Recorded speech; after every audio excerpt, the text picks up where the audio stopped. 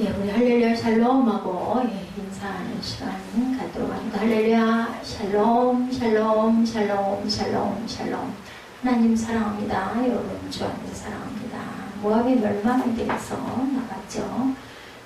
컨서링 모압 이렇게 제목을 잡아봤고요. 1절에서 10절까지는 모압의 멸망, 전체가 47절까지죠. 길임에도 여러분 함께 합독해 주셔서 감사합니다. 성경에서 에레미야 같은 경우에 잘 접해지지 않는 부분이기 때문에 전장을 항상 읽습니다. 유다와 사이가 나쁜 이방 민족 가운데 하나가 바로 모압이죠. 모압은 누구? 이스마엘의 자손들. 오늘 말씀은 모압도 멸망받을 것이다 이렇게 말씀합니다. 모압 부족의 기원은 아주 자랑스럽지가 못합니다. 소돔과 고모라가 멸망할 때 롯의 가족이 빠져나왔는데 아내가 하나님의 명령을 그만 어겨서 모아뒀어요. 소금 기둥에 되어버리죠.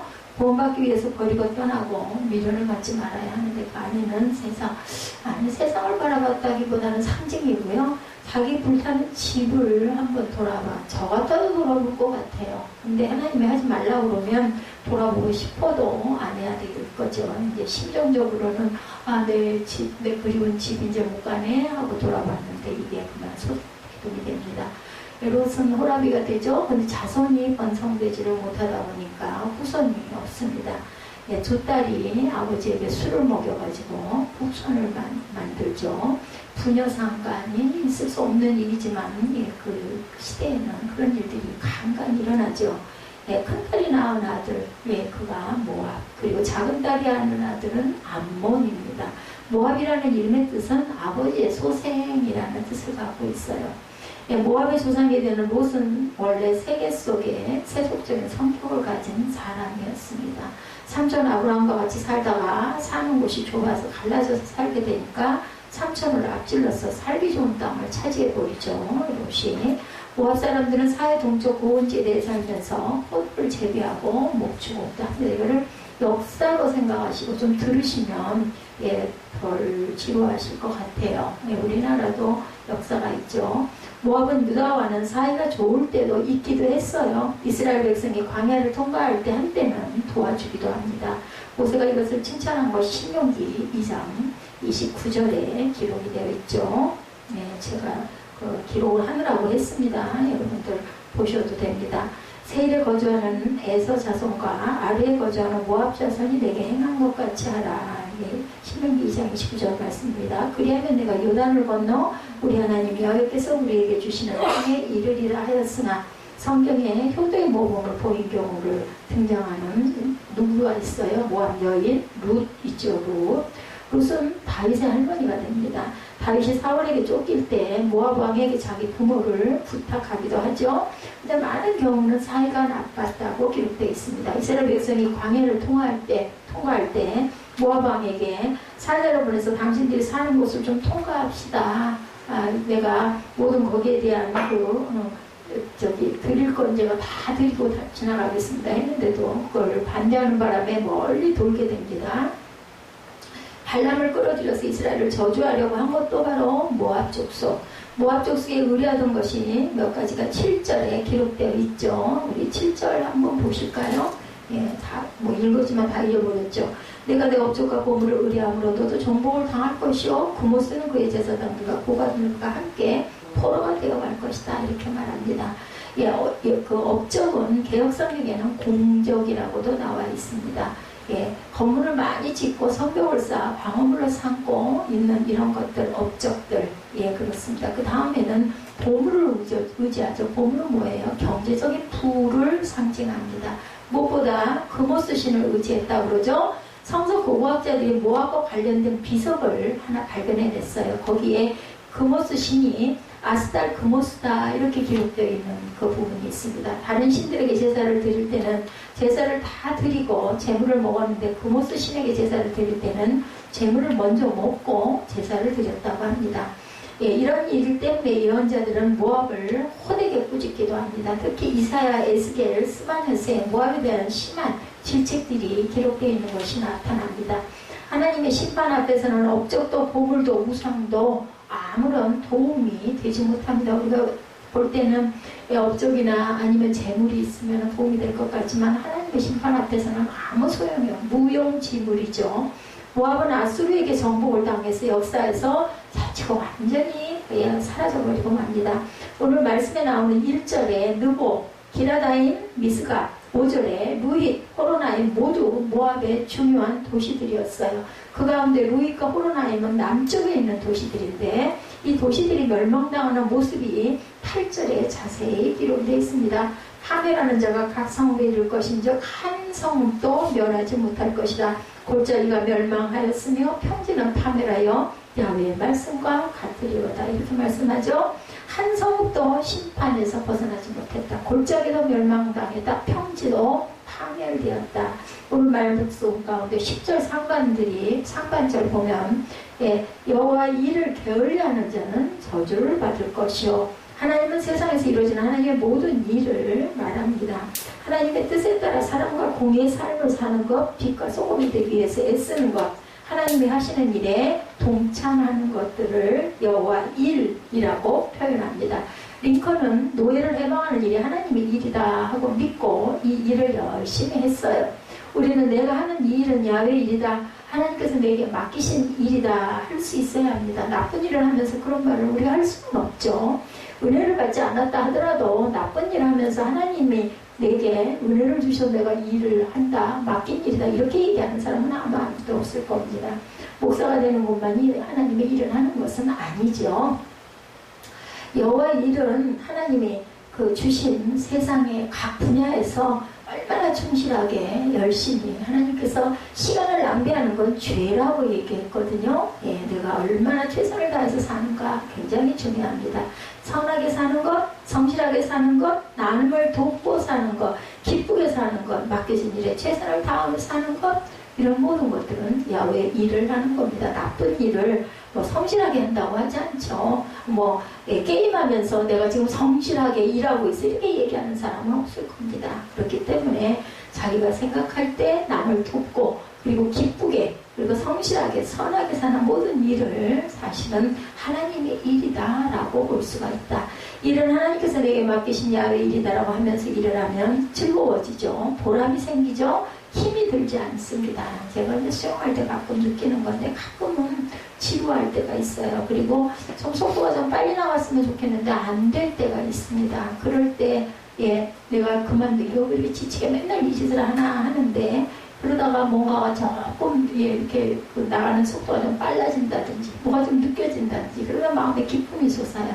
즐거워지죠. 제일 중요한 거는 누워있으면 무게감이에요. 제가 지금 돌덩어리가 누르고 있는 것 같거든요. 갈비 양쪽. 그러다 보니까 어디로 허벅지하고 궁둥이에 힘이 와서 궁둥이가 오죽이 나면 마비가 될 것 같이 궁둥이에 온 힘이 집중이 돼 있습니다. 이게 다 풀려버리니까 누우면 근데 계속 누워서만 살 수는 없잖아요. 사람이 살아가려면. 근데 수영할 때는 그런 게 안 느껴지니까 그게 즐거운 것 같습니다. 여러분들은 이해를 못 하실 거예요. 근데 여러분들 몸이 건강해서 걸을 수 있는 것, 마음대로 움직일 수 있는 것. 그러니까 목이 삐끗해가지고 목 돌릴 때 아프거나 담이 걸려보세요. 굉장히 불편하죠. 근데 일상에는 우리가 그 고마움을 못 느낍니다. 그런 것처럼 여러분들 걸을 수 있다는 거 저도 전혀 생각을 못했어요. 아유 왜 이렇게 멀어, 왜 이렇게 힘들어 이렇게만 생각을 했지 내가 지금 걸어가고 있다는 게 감사하다는 거 생각을 못하는데 거기에 제약을 받게 되면 얼마나 감사했나를 알게 됩니다. 좁은 범위로 교회의 일, 이것이 하나님의 일이기도 하죠. 교회에서 맡은 직분과 직책에 따라 열심히 일하는 것, 교회 봉사를 열심히 할 때, 또 하나는 주일날 시간에 예수님을 믿으면 삶의 차원과 기준이 달라진다. 이렇게 우리가 얘기하기도 합니다. 믿지 않는 세계에서는 나쁜 짓을 하지 않으면 죄가 아니지만 믿는 성도들에게는 마땅히 해야 할 일, 어떤 일, 선한 일을 하지 않으면 그것이 죄가 된다. 사랑하지 않으면 죄가 되죠. 이웃에 대해서 관심을 갖지 않으면 죄가 된다고 합니다. 누가복음 16장에 부자와 거지 나사로의 비유, 부자가 왜 음부에 가서 고통을 받는지, 그 부자가 부정축제를 했다는 말이 없고 사기를 쳤다는 말도 없습니다. 그 부자는 문 앞에 있는 거지 나사로에게 관심을 갖지 않았기 때문에 음부에 가서 고통을 받습니다. 근데 제가 생각하기에는 이 부자는 좀 많이 인색한 사람이 아니었을까 이런 생각이 듭니다. 이렇게 믿는 자들에게는 마땅히 해야 할 것을 하지 않는 것이 죄가 된다.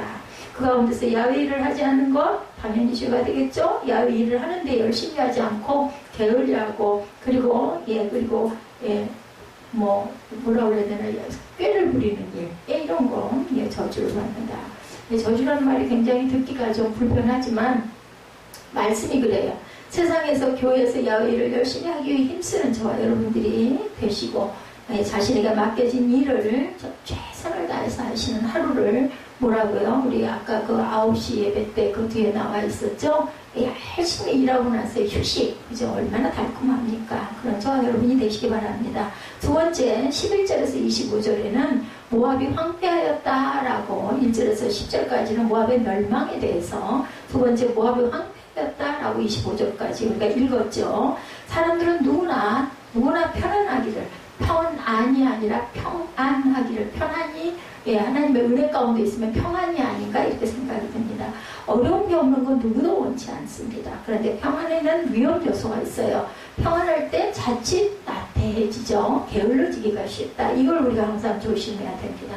하나님을 찾지 않게 되죠. 타락하게 됩니다. 너무 편하고 좋은데 예배드리는 거 이런 거 불편하시잖아요. 불편하신 분들은 아직 하나님의 은혜 가운데 온전히 거하지 못하셔가지고 우리 낯선 데 가면 좀 불편하잖아요. 똑같습니다. 교회를 왔을 때 마음에 뭔가 평안이 오고 찬양을 들을 때 마음에 위로가 되고 아유 정말 교회 잘 왔네 이런 마음이 드시는 분들은 하나님의 은혜 가운데 계신 분입니다. 근데 그게 아니라 아유 내가 가서 이걸 하고 해치워야지 주일이니까 또 할 수 없이 가야지 이렇게 오시는 분들은 아직 은혜가 임하지 않았다. 그럼 어떻게 해야 될까요? 뭐 은혜 임하지 않거나 말거나 이러지 마시고 사모하시기 바랍니다. 모압 부족은 아주 평안한 시간들을 보냈어요. 이 사람들 큰 길가에서 떨어진 산지에 있었기 때문에 외적인 침입도 받지 않았습니다. 지형적으로 이방 민족의 포로가 된 일도 없었어요. 그들은 그와 같은 평안을 주신 분이 누구인가 찾고 평안을 주신 분에게 감사하고 평안을 주신 하나님을 위해서 일을 했어야 하는데 모압 사람들은 당연히 그렇게 하지 않았죠. 그 평안이 자기 자신 때문이라고 생각합니다. 14절에 보면 너희가 어찌하여 말하기를 우리는 용사요 능란한 전사라 하느냐. 그들은 자신들이 내가 잘나서 이렇게 됐지라고 생각을 하는 거예요. 내가 공부를 잘해가지고 내가 박사가 됐고 내가 공부를 잘해서 박사가 됐기 때문에 이렇게 이런 걸 발명을 했고 그리고 내가 이렇게 교수가 됐고 이렇게 생각을 했다는 겁니다. 쉽게 말해서 우리들이 용감하기 때문에 우리들이 싸움을 잘하기 때문에 외적이 침공하지 못한다라고 생각을 했다. 바깥에서 들리는 칭찬을 만족한 마음으로 듣고 있었어요. 17절에 보면 그의 사면에 있는 모든 자여 그 이름을 아는 모든 자여 그를 위로하며 말하기를 어찌하여 강한 막대기 아름다운 지팡이가 부러졌다고 할지니라 이렇게 말씀하고 있습니다. 무엇보다도 금오수신을 열심히 섬겼죠. 우상을 가지는 것이 잘못이기도 했습니다. 금오수신을 너무 열심히 섬겼기 때문에 모압의 멸망이 금오수의 민족이다 이렇게 일컬어집니다. 우리는 국가적으로 큰 사건을 끊임없이 겪고 그리고 그 속에서 우리가 살아왔습니다. 경제적인 어려움과 끊임없는 노사 갈등과 정치 현실에 대한 실망감들도 있습니다. 그래서 대통령 선거할 때마다 저도 생생히 기억나요. 5년에 한 번씩 대통령 선거하던가요. 대통령 새로 뽑을 때 이제 뽑기 직전 쯤 되면은 그런 기사도 많이 뜨고 그죠? 그리고 얘기들도 많이 합니다. 어떤 사람이 당선될 거야. 누가 당선돼야 돼. 이런 이야기들을 많이 하는데 딱 당선이 돼서 대통령 되고 나서 아유 내 소원대로 내 소망대로 이 사람이 대통령이 잘 됐네. 근데 여러분들 한 3개월쯤 6개월쯤 지나가고 나면 아이고 하는 소리들이 여기저기서 알고 보니 또 그것도 아니야. 이런 실망들을 많이 하죠. 국제적으로 팔레스타인의 긴장 큰 사건들도 많이 일어납니다. 교회적으로도 개인적으로도 크고 작은 일들이 우리 주변에는 우리 생활 가운데는 항상 일어납니다. 힘들기도 하고 감사한 것은 그 때문에 우리는 항상 깨어있을 수 있고 긴장할 수 있다라는 거. 항상 평안하기만 하면 우리는 게을러지고 나태해진다라는 거죠. 여러분들 휴가 휴가해 보시니까 어떠세요? 저는 그런 마음이 염려가 됐어요. 휴가하고 그 다음날 나갔을 때 월요일날 더웠잖아요. 엄청나게. 아이고 얼마나 힘이 들까. 저는 오히려 평상시 때는 그냥 더우니까 당연히 고생들 하고 애쓰겠네. 나는 그래도 이렇게 시원하게 누워있을 수도 있는데 이런 생각을 하는데 이제 이렇게 누워 쉴 때 아유 또 더 얼마나 힘이 들까. 그때는 그랬는데 휴가한 다음 날이 그렇게 마음이 안타깝더라고요. 힘들겠다. 며칠 동안 쉬었으니 우리가 얼마나 그 편한 것에 익숙해집니까? 쉽게 익숙해지죠. 이런 마음이 들더라고요. 한 일주일 좀 쉬면 좋을 텐데 뭐 달랑 한 3일 뭐 또 주일 뺏기고 뭐 주말 뺏기고 그러다 보니까 별로 쉬지도 못했을 텐데 또 금요일도 끼어 있었죠. 물을 그릇에 담아서 가만히 두면 여러분들 썩어요. 아까 제가 9시 예배도 생선이 살아있으면 그 생선 몸속이 짜질 않은데 생선이 죽고 나면은 짠물에 담궈두면 짜게 된다. 근데 본인이 이걸 제어하지 못하기 때문이다. 이런 말을 했습니다. 물이 흔들리면 출렁거리면 썩지는 않아요. 고여있는 물은 썩습니다. 배에 식수를 싣고 출항해서 여러 달 항해하는데 그 물이 상하지 않는 것은요, 배가 이렇게 끊임없이 흔들려서 가고 있기 때문이라고 합니다. 우리는 평안할 때 늘 조심해야 된다. 이렇게 출렁출렁하는 게 사실은 불편하지만, 털렁털렁거리는 게 불편하지만 가만히 있으면, 제가 그래요. 몸 움직일 때마다 너무너무 힘이 들죠. 근데 그 생각을 합니다. 살아있으니까 그나마 이렇게 움직일 수 있고 할 수 있고 일어날 수 있고 일어나야 하고 이런 거지. 아무것도 없고 가만히 편안하게 있으면 우리 졸음은 좀 무섭잖아요. 예, 그리고 추울 때 막 졸려와요. 근데 추울 때 자버리면 죽는다 그러죠. 그래서 막 서로 꼬집고 막 때리고 깨우고 이럽니다. 졸음은 좀 엄청 무섭습니다. 저도 여러 번 겪었습니다. 정말 삐끗 왜 그렇게 눈이 감기는지 하면 그냥 핸들이 그냥 옆으로 돌아가 옆에서는 차고 치돌아가면 죽는 거죠. 우리가 항상 긴장해야 되겠다. 신앙이 약해지고 미지근해지기 쉽죠. 하나님을 멀리하게 될 위험이 많습니다. 너무 편안하면. 교회 성장하기 위해서는 그래서 교인들을 끊임없이 들볶아야 한다. 이런 이야기도 한다고 합니다. 들볶는 교회가 성장한다. 그것이 교회 성장하기 위해서 가르치는 것 가운데 하나라고 합니다. 여러분들은 조금 뭐 그런 게 어딨어 할 수 있겠지만 그것을 역설적으로 생각하면 자꾸 자극을 줘야 된다는 얘기겠죠. 하나님께서는 이스라엘 집의 베델을 의뢰함으로 수치를 당한 것 같이 모압이 그것으로 말미암아 수치를 당하리라. 13절에 말씀하죠. 이스라엘 집의 베델을 의뢰함으로 수치를 당한 것 같이 모압이 그것으로 말미암아 수치를 당하리라. 이 말씀이 그대로 이루어졌어요. 그죠? 재난과 고난이 닥치고 주변에 칭찬이 변해서 뭐가 됐어요? 조롱이 됩니다. 그래서 모든 성읍이 심판을 받죠. 그래서 에르미야는 모압의 뿔이 잘렸고 그 팔이 부러졌다. 25절에 보면 이렇게 말합니다. 모압의 뿔이 잘렸고 그 팔이 부러졌도다. 야훼의 말씀이니라. 성경에서 뿔은 힘을 상징합니다. 모압이 힘을 잃어버렸다라는 뜻이죠. 사람들은 어려울 때 하나님을 열심히 찾다가 평안하면 하나님을 잊어버리게 돼요. 그러면 모압과 같이 전환을 겪게 된다. 평안할 때 하나님을 더 열심히 찾아야 되겠다. 우리 탤런트 그 중에 하이라 말고도 누가 있죠? 그 탤런트는 편안할 때 하나님을 더 그렇게 자기는 찬양하게 되고 예배해야 된다라는 이야기를 들으면서 굉장히 은혜가 있는 그런 분이구나 하는 생각을 했습니다. 편안할 때는 여유가 있기 때문에 근데 너무너무 힘들고 바쁠 때는 그게 잘 안 된다. 어려움이 생기면은 안 된다고 얘기를 하더라고요. 이스라엘이 남왕국과 북왕국으로 갈렸습니다. 형편은 북왕국이 훨씬 강했죠. 왜냐하면 11지파였으니까. 이스라엘은 남유다는 한 지파였어요. 한 지파. 그렇죠. 유다 한 지파. 그리고 이제 거기에 나중에 그죠. 누구예요? 하나님께서 함께하게 하신 그런 제사장 이런 그런 사람들의 지파가 하나가 섞이게 됩니다. 남왕국 유다에서는 세 가지 강점을 갖고 있었는데 다윗의 피가 남왕국 쪽으로 흐르고 있었고 서울인 예루살렘이 남왕국에 속해 있었죠. 따라서 성전이 남왕국에 있었어요. 왕권의 정통성과 종교적인 정통성이 남왕국 쪽에 있었다는 겁니다. 북왕국을 세운 여로보암은 사람들의 마음이 예루살렘에게 쏠릴까봐 뭐 했어요? 베델에다가 단을 만들고 금송아지를 만들었죠. 그리고 성일에도 그 절기에도 가지 마라. 여기서 제사 드려도 된다. 이렇게 해서 못 가게 했어요. 왜냐하면 내려가다가 계속 마음이 흔들려가지고 예, 자기 나라 있지 않고 남쪽으로 가버릴까봐 이런 두려움이 있습니다. 금송아지가 여러분을 애굽 땅에서 인도해낸 여러분의 신입니다. 이렇게 선포를 합니다. 제사장을 마음대로 세우고 절기를 마음대로 정하고 배에 쌓은 제단에 올라가서 분양하게 했죠. 하나님께서 이 일 때문에 이스라엘을 수치를 당하게 하시겠다고 하셨고 그 말씀은 그대로 이루어집니다. 이스라엘은 일찌감치 아수르에게 점령을 당하죠. 남왕국은 그래도 명맥을 유지하다가 바벨론에게 포로로 끌려와서 여러분들 아시다시피 70년 포로 생활을 한 다음에 귀한 시대를 기록하고 메시아가 그 가운데 탄생을 합니다. 중요한 것은 바른 신앙이에요. 여러분들의 마음에 여러분들의 생활 가운데 금송아지를 절대 세우셔서는 안 된다. 금오스를 섬기면 안 된다라는 거죠. 군사적인 강성함, 경제적인 부여, 국위 이런 것들보다 바른 신앙이 중요하다라는 것. 여러분들 생각에는 예, 뭐 돈 많으면 되지 이렇게 생각을 할 수도 있지만 절대로 그렇지가 않습니다. 저를 봐도 그래요.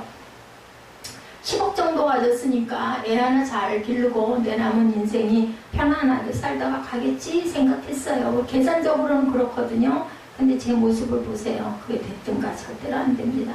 지파수로는 6분의 5를 차지했어요. 예, 북이스라엘이. 이스라엘이 그린 멸망한 일, 지리적 인점 속에서 평안을 누렸던 모압이 수치를 당한 일, 잘못된 신앙 때문이었다. 그러니까 내가 내 것을 의지하면 안 됩니다. 돈도, 명예도, 예? 배우자도, 자녀도 너무나 의지해서는 안 된다. 제가 요즘에 그런 생각을 참 많이 합니다. 마음을 비워야 되겠다. 자녀를 너무 의지하지 말자.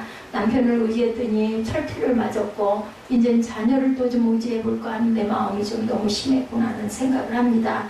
야훼 일을 게을리하는 자는 저주를 받을 것이요 평안이 우리로 하여금 야훼 일을 게을리하게 만들지는 않는지 우리가 항상 봐야 되죠. 바른 신앙을 갖고 깨어서 끊임없이 예배에 힘쓰고 하나님 일을 하는 저와 여러분들이 되시기를 주님의 이름으로 축복합니다. 26절에서 35절까지 모압이 조롱거리가 되는 내용이 실려 있습니다. 모압이 멸망하고 황폐해지고 조롱을 받는 이유는 세 가지로 나타납니다. 첫째는 하나님에 대한 교만, 26절 중간 부분에 그가 야훼에 대하여 교만합니다 말씀합니다. 교만의 모습이 29절에 나타나 있죠. 29절을 좀 볼까요? 48장 29절. 우리가 모압의 교만을 드러난 심한 교만 곧 그의 자고와 오만과 자랑과 그 마음의 거만이로다 이렇게 말씀하고 있습니다. 둘째는 이스라엘을 조롱했기 때문이다. 27절에 보면 내가 이스라엘을 조롱하지 아니하였느냐 그가 도둑 가운데 발견되었느냐 내가 그를 말할 때마다 내 머리를 흔드는도다 이렇게 나타나 있습니다. 셋째는 우상을 숭배했다. 35절에 증거하고 있습니다. 야훼 말씀이라 모압 산당에서 제사하며 그 산들에게 분향하는 자를 내가 끊어버리리라 이렇게 말씀하죠. 예, 이렇게 세 가지로 우상 숭배 그리고 조롱 예, 그리고 또한 교만 우상 숭배 조롱입니다. 예. 그리고 또한 두 번째 이유는 조롱했기 때문이다. 모압이 저주를 받았다는 사실은 그 시대를 대해서 많은 것을 생각나게 합니다. 27절 뒷부분의 말씀은 모압은 이스라엘이 도적질을 하다가 들킨 것처럼 머리를 흔들면서 조롱을 한다라고 말씀하죠. 17절에 사람들이 누구를 비난할 때 그 사람이 형편없어 우리 아유 틀렸어 이럴 때 어때 고개 흔들지 않아요? 예, 그냥 나도 모르게 자동 아유 아니야 할 땐 고개를 흔듭니다. 예, 그렇게 했다는 거예요. 오늘날에도 교회가 조롱받고 교회 다니는 사람들이 조롱받는 일들이 때로는 있어요. 그죠? 예, 저희도 이 일에 대해서 예, 가끔 예, 경각심을 발휘해야겠다는 생각을 합니다. 아까 제가 9시에 대해서 그 얘기했죠. 예, 제 후대에는 예, 이렇게 적은 인원이 아니라 많은 인원들이 하나님께 정말 예, 엄숙하게 거룩하게 하나님께 영광을 돌릴 것입니다. 예, 저는 아멘 했습니다. 여러분들은 어떠실지 모르지만 누구를 통해서일지는 모르지만 하나님의 아마 계획 안에 당연히 있으실 것이고 교회는 예, 우리가 죽는 날까지 땅이 예, 없어지는 날까지 존재하리라 믿습니다. 우리 교회 너희 교회가 어디 있겠어요? 예, 우주 안에 있는 모든 예, 크리스찬들 기독교는 똑같죠. 기본적으로 교회를 거룩한 기관으로 여기지 않는 경향이 점점 더 예, 심해지고 있고 제 세상을 구성하는 요소의 하나로 여겨질 만큼 이제 뭐가 세금까지 부과를 하겠다. 기관이 되어버리고 말았습니다. 그리고 여기 하나의 뭐랄까 직업? 예. 저는 가끔가다 뭘 쓸 때 보면 직업란이 나와 있어요. 그 기록하라고. 직업을 뭐라고 쓸 거예요? 다행히 기타가 있습니다. 기타에다가 동그라미를 칩니다. 예, 우리나라 정부가 교회에 대해서 세금 문제에 관대했는데 이제는 점점 더 조여 들어가고 있죠. 목사를 전문직고의 하나로 여기는 경우들이 많습니다. 이런 풍조 위에서 교회를 조롱하고 박해하는 일은 점점 늘어납니다. 하나님은 이 일을 기억하실 것이고 하나님을 믿는 사람을 조롱하는 것은 곧 그가 믿는 하나님을 조롱하는 것이라는 것을 절대 잊어버리면 안 되겠고 우리가 부족함과 실수 때문에 우리가 조롱을 받게 되면 그것은 하나님의 조롱을 받는다는 사실 그와 같은 일이 없도록 해야 될 거다. 제가 아까 9시 예배 때 말미에 말씀드렸죠. 예, 조용조용 해 주십시오. 제가 참 하나님께 잘못하는 부분 중에 하나가 저희 교회가 외부에 그 사람들이 많이 모여 있으면 여러분들이 더 조심을 하실 거예요. 근데 그렇지가 못하다 보니까 소수의 인원이고 다 낯익고 지방간이고 막 이러다 보니까 그런 부분들이 굉장히 해이해 있습니다. 예배 순서도 되도록이면은 절제를 해서 잘 지켜가려고 저도 애를 쓰다가도 저도 그렇습니다. 저도 그렇게 해서는 안 되는 일들을 가끔 그렇게 스스로 행하고는 옳구나 하는 때가 많습니다. 뭐 용모도 복장도 이런 것들도 만약에 여기 인원이 한 뭐 몇십 명, 100명 이렇게 모여 있다면 여러분들 막 소리내고 뒤에서 다니시겠어요? 안 그래요? 교회 들었으면은 저는 어렸을 때부터 그랬어요. 누가 가르치지도 않고 그럴 때 되더라고요. 고개를 숙이고 조심조심 예배 중에는 조용히. 그거는 그 목사에 대한 예의라기보다는 하나님께 대한 예의라는 것을 잊지 마시기 바랍니다. 그래서 여러분들 제사 드릴 때 기독교에서는 제사 드리는 부분을 인정을 안 하지만 조용조용 하시잖아요. 말소리도 조심조심 하시잖아요. 하나님을 믿는 사람을 조롱하는 사람을 하나님은 이 시대에도 저주하신다라는 거. 그것을 비판하고 그것을 판단하는 몫은 하나님의 몫입니다. 목사도 잘못할 때가 많아요. 그럴 때는 하나님이 당연히 판단하시겠죠. 모압이 안전한 환경 속에서 편안하게 지내고 있었어요. 포도를 많이 재배해서 경제적인 풍요도 누리고 있었습니다. 32절 말씀은 모압의 포도 재배가 얼마나 왕성했는지를 보여주죠. 심나의 포도나무여 너희 가지가 다 바다를 넘어 야셀 바다까지 얼마나 가지가 무성했으면 너희 그 바다를 넘어서 다른 쪽에 있는 바다에까지 뻗었다라고 얘기합니다.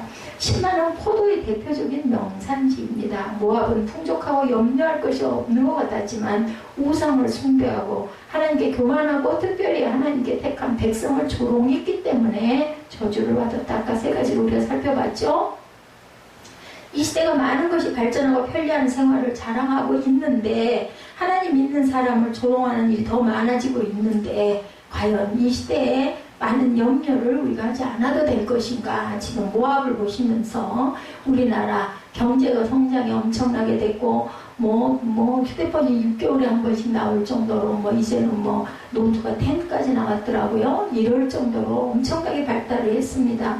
예전에는 비둘기에게 편지를 다리에다 매갖고 보내고 불화살을 써가지고 어떤 것을 알리고 이랬던 게 이제는 그냥 세계가 우주가 하나가 되다시피 이렇게 빠르게 가고 있는데 우리는 더 바빠집니다. 할 일은 더 많아요. 왜 그런지 모르겠어요. 제가 생각을 해봐도 어제 그 얘기를 했습니다. 보니까 저만 휴대폰을 안 들고 있더라고요. 어제 수영장 갔다가 대기를 해야 돼가지고 잠깐 대기하는데 아이도 어른도 모두 여자도 남자도 전부 다 손에다 휴대폰 하나씩 들고 그거 들여다보고 있고 애들은 그거 보고 영상 보고 있고 저는 휴대폰을 차에다 두고 올라갔기 때문에 그냥 가만히 앉아서 제가 이상한 사람 같더라고요. 가만히 앉아 있으니까. 이런 시대가 돼버렸습니다. 제가 잘났다는 얘기가 아니라 시대 풍조를 얘기하는 겁니다. 우리 가끔 휴대폰을 좀 떨어뜨려 놓는 그런 훈련도 좀 해보세요. 휴대폰이 내 우상은 아닐까. 저도 휴대폰 차에다 놓고 아이쿠나 어떡하나 어제 올라와가지고 그랬더니 다행히 갖고 올라왔더라고요. 뜨거운데 심부름을 시키는 것도 너무 미안하고 내가 내려가는 것도 너무 덥고 엄청 더웠어요. 어제 낮에. 에레미야는 모압이 황폐해질 것을 생각하면서 울어요. 오죽하면 선지자가. 모압 사람들이 우는 것보다 더 슬프게 웁니다. 32절 끝에 내가 너를 위하여 울기를 야셀이 우는 것보다 더하리로다. 이렇게 고백합니다. 야셀은 모압의 여러 땅 가운데서도 목축에 적당한 땅이고 포도가 많이 생산되는 곳이죠. 이곳에는 튼튼한 요새가 있었어요. 그런데 그곳이 황폐해졌어요. 모압 사람들이 얼마나 애통한 마음으로 부르짖었겠어요. 왜냐하면 눈에 보이는 거니까. 하나님께서 아파하고 슬퍼하고 선지자가 우는 거는 안 느껴지고 황폐해지는 그 성을 보면서 그 모압 사람들은 너무나 안타까워했다라는 겁니다. 에레미야는 모압 사람들은 이제는 포도를 생산할 수가 없다. 목축도 하지 못한다. 우리는 번영과 영화가 사라졌다. 살기가 힘들어졌다. 이런 걸 느끼면서 울었다는 겁니다. 에레미야는 그것 때문에 운 게 아니죠. 여러분들 아시죠? 하나님의 자유와 긍휼이 그들에게서 떠났구나. 이걸 생각하면서 울었습니다. 비록 이방 민족이지만 하나님이 그들에 대한 자비와 긍휼을 거두시고 더 이상 그들을 보호하지 않고 그들을 황폐하게 하신다는 사실을 생각하면서 모압 사람들이 우는 것보다 더 슬프게 울었습니다. 이제는 구원이 없겠구나. 이게 슬픈 거죠. 이스라엘 사람들은 이방 민족은 구원의 대상으로 보지 않고 저주의 대상으로 보았는데 에레미야는 넓은 마음을 가지고 그들도 사랑하고 품고 싶었던 거예요. 구원을 받았으면 했던 거죠. 부모님 밑에 여러 형제가 있습니다. 형제들 가운데 한 사람만 예수를 믿어요. 이 사람은 부모에게 전도를 하기 위해서 굉장히 애를 씁니다. 이런 일은 각 가정에 많이 일어나는 일이에요. 아버지가 복음을 받아들이지 않고 세상을 떠나 돌아가셨어. 형제들이 슬프게 울죠? 그 가운데 예수 믿는 아들은 더 제일 슬프게 웁니다. 왜 그렇게 울었을까요? 다른 형제들의 울음과 이 아들의 울음은 성격이 다릅니다. 다른 형제들은 육신의 아버지를 다시 만날 수 없다는 사실이 슬퍼서 울었지만 예수 믿는 아들은 그 이유 위에 아버지가 구원받지 못하고 돌아가셨다는 것 때문에 가슴이 아파서 웁니다. 가끔 보면은 은혜 많이 받은 집사님이나 권사님들이 내 아버지, 내 엄마, 내 언니, 내 동생이 예수 안 믿고 갔다 그러면서 제가 이렇게 열심히 기도하면 그들이 하늘에서도 구원을 받을까요? 이런 걸 가끔 목사님이나 아니면은 천주교 같은 경우에도 질문을 한다고 그래요. 사제에게. 그럼 뭐라고 대답을 해야 될까요? 아무리 땅에서 기도를 한다 하더라도 절대로 그 사람은 구원을 받을 수는 없습니다. 이미 돌아갔기 때문에. 김일성이 세상을 떠났을 때 많은 사람들이 소감을 말했어요. 공통된 소감은 놀랍다, 후련하다, 안 됐다, 뭐 이렇게들 나뉘었다고 합니다. 북한 주민들은 김일성 수령은 안 죽는 줄 알았는데 영생 불멸될 줄 알았는데 죽는구나 하고 놀랐다고 합니다. 김일성의 죽음은 사람은 누구나 죽는다는 사실을 알려주면서 전도에 좋은 계기가 되었다고도 합니다. 그때 예수를 잘 믿는 분들 가운데 그가 예수를 믿지 않고 죽은 것이 마음에 걸립니다. 이런 얘기를 하는 사람들도 있었다고 그러죠. 우리가 사람을 대할 때 제일 먼저 살펴야 할 것은 그가 예수를 믿는가, 믿지 않는가, 하나님의 자비와 긍휼이 그에게 있는가, 예수를 믿는다면 이런 걸 봐야 됩니다. 모압에게 임할 재앙을 생각하면서 에레미야는 모압이 이방민족이라는 사실을 먼저 생각하지 않았습니다. 그들이 과거에 종종 이스라엘 백성을 못살게 굴었다는 사실도 생각하지 않았습니다. 하나님의 자비와 긍휼이 그들에게서 떠났다는 사실이 슬퍼서 울었던 거죠. 이게 바로 사랑의 사람입니다. 우리도 하나님을 대할 때 이와 같은 마음을 가져야겠죠. 주님께서는 애통하는 자는 복이 있나니 하죠. 그들이 위로를 받을 것이다 이렇게 말씀합니다. 바로 이런 사람들, 애통하는 사람들, 에레미야가 모압을 보고 슬퍼서 우는 마음, 애통하는 마음입니다. 이런 마음으로 살고 이런 마음으로 사람들을 대하는 저와 여러분들이 되셔야 되겠죠. 그리고 세 번째, 모압이 벌받을 때에 대해서 49장 36절에서 마지막 47절까지 나타나 있습니다.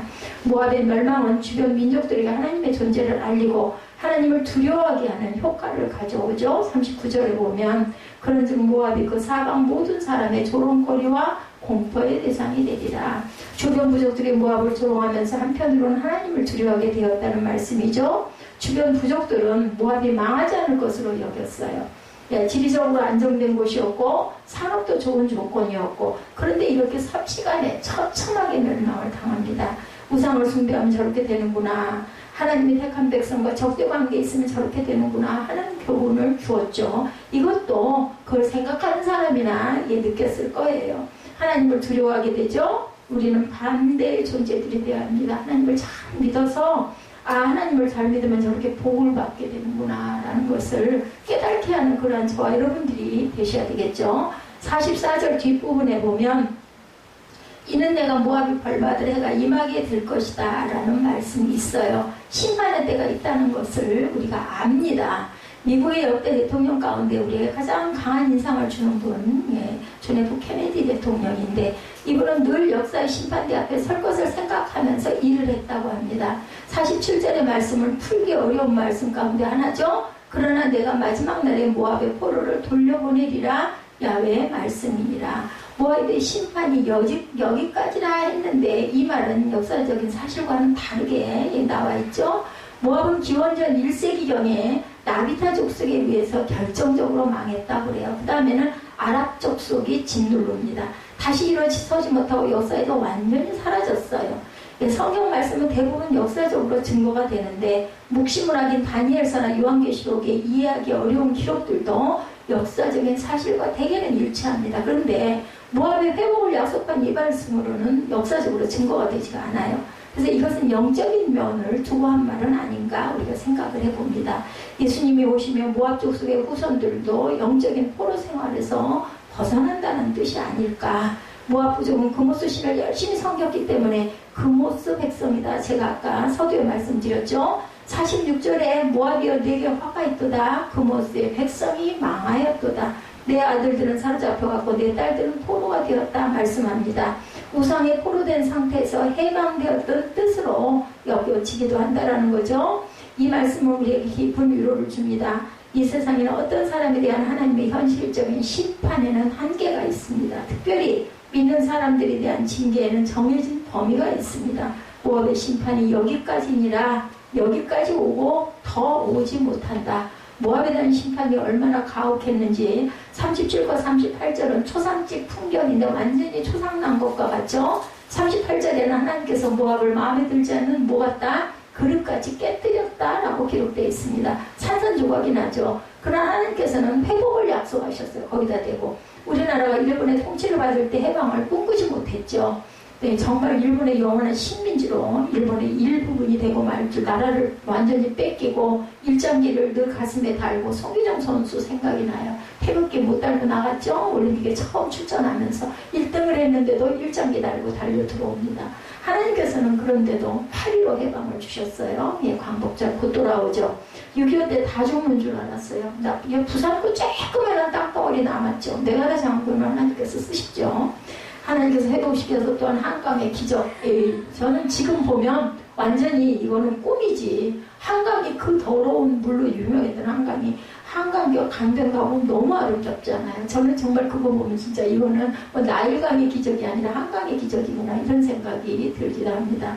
IMF 때도 우리가 큰 시련을 겪었습니다. 근데 회복이 됐어요. 저 기억나요. IMF 우리나라 망할이라고 했어요. 근데 일어나죠. 문제는 그 다음에 있죠. 하나님께서 얼마나 감사를 우리가 얼마나 하나님께 감사를 드렸을까. IMF의 교훈을 얼마나 우리가 살렸을까 생각해보면 부끄럽습니다. 정치권은 우리가 잘해서 IMF를 빨리 졸업했다고 선전하기에 바쁘고 그리고 그 결과 현재적 경제적인 혼란이 와 있는 상태입니다. 소화가 잘 안 됐던 것 같아요. 너무 쉽게 극복이 돼가지고 시련 가운데 있으면 끝이 안 보입니다. 그러나 하나님께서는 회복시키시고 돌려보낼 날이 있을 줄로 우리가 믿고 갑니다. 바울은 이것을 우리가 한 섬에 걸리리라 이렇게 표현을 합니다.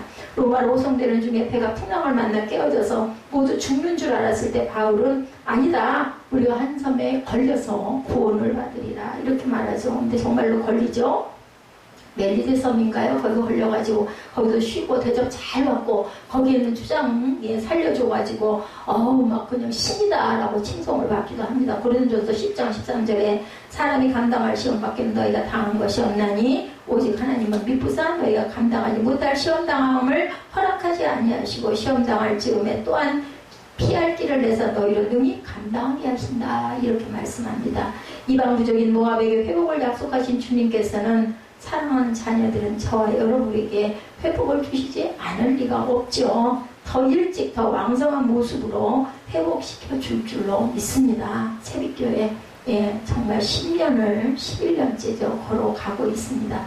여기까지니라 이제는 회복의 때가 되지 않았을까. 제가 몸이 뭐 불편하든 어떻든 간에 하나님의 나라는, 교회는 제 교회가 아니에요. 예수님이 머리십니다. 하나님이 온전하게 바로 이끌고 가실 줄 믿습니다. 우리 눈에는 정말 불투명하게 보이고 정말 말도 안 되게 보이고 그리고 절망스럽게 보일지라도 우리 눈에는 그럴지도 하나님께서는 반드시 그 뜻을 이루고 가시죠. 이것은 성경에 나타나 있어요. 제가 말씀드리는 게 아니라 이 세상에서의 심판에는 한계가 있죠. 근데 영적인 그 심판에는 한계가 없다라는 것 잊지 마시기 바랍니다. 저를 보고 예수 믿지 마세요. 영원한 세상, 영생에 여러분들은 원하든 원하지 않든 나이를 먹고 가지 않습니까? 어느덧 내가 20대였는데 내가 30대였는데 벌써 40대죠. 나이를 먹어갑니다. 그렇기 때문에 우리 영혼을 새롭게 항상 유지하고 가셔야 되겠죠. 예수 믿지 않는 사람이 죽어서 그 영혼이 지옥에 가면 영원한 영벌을 받습니다. 그래서 우리는 열심히 증거하고 전해야 됩니다. 저는 제 몸이 부러져가지고 주저앉아서라도 입술이 열려있으면 목이 일부 예배 때 목이 약해져가지고 소리가 잘 안 나요. 제가 그래서 볼륨을 가서 올렸습니다. 찬양을 해도 소리가 안 나는 것 같고 막 이래가지고 이렇게 소리가 나는 한은 제가 만약에 한 30년 전, 40년 전에 이렇게 서 있다면은 아마 이 자리에 못 서 있을 거예요. 마이크나 이런 게 예전에는 정말 활성화되지 않았기 때문에 지금은 정말 우리가 좋은 시대에 삽니다. 성경 말씀도 구절만 생각하고 처음은 바로 나오죠. 이런 귀한 시대에 여러분들 항상 영을 새롭게 하시고 하나님의 회복을 믿고 소망 가운데 사시는 모압 같은 나라도 하나님께서 회복해 주시리라고 말씀하셨죠. 그런 마음을 가지고 결단하고 가시는 사람을 보지 마시고 하늘의 하나님은 항상 엄유하게 여러분을 바라보신다는 걸 잊지 않는 저와 여러분 되시기를 주님의 이름으로 축복합니다. 우리 결단하시고 축도로 예배를 마치도록 하죠.